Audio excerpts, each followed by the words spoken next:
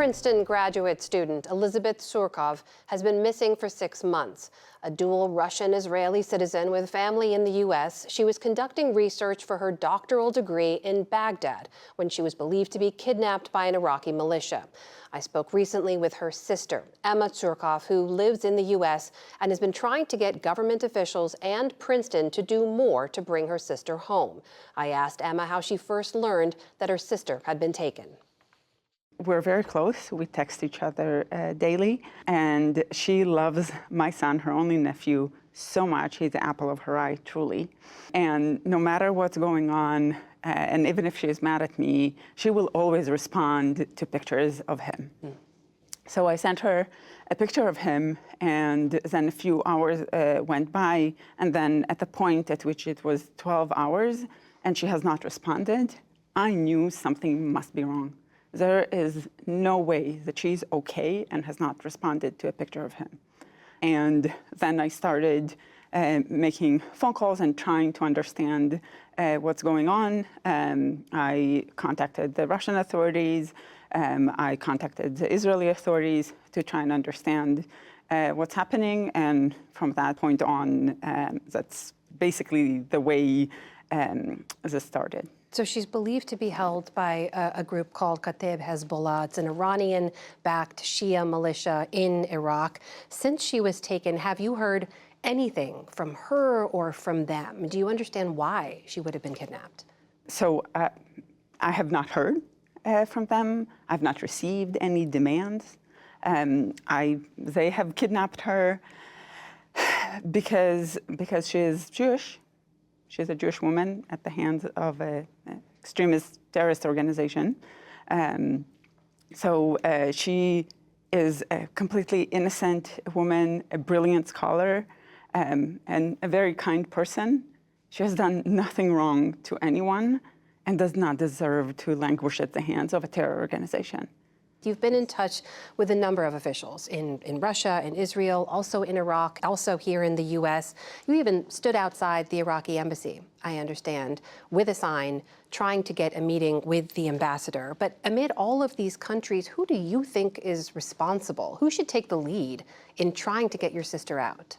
So I believe that the United States is uniquely positioned to help secure my sister's release for several reasons. First of all, because my sister has a strong relationship to the U.S. While she's not a citizen, she is a resident of the state of New Jersey. She's a graduate student at Princeton University.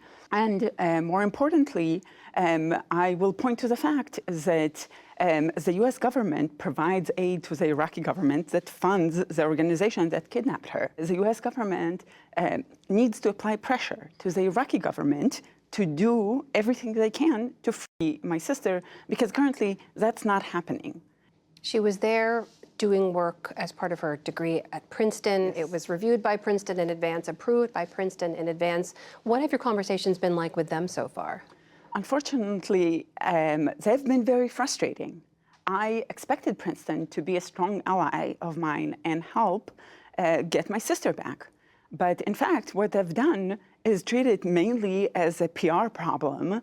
I was passed from one administrative person to another. Princeton had started this whisper campaign in which the Israeli and the U.S. governments were told that, which is untrue, that she was there on her own. And all of that is deeply damaging to my sister's case and to her chances of survival. This isn't a matter of PR or of liability. It is literally life or death for her. You've been meeting with U.S. officials here on your visit to Washington. Have any of them said that they will help to take the lead to secure her release?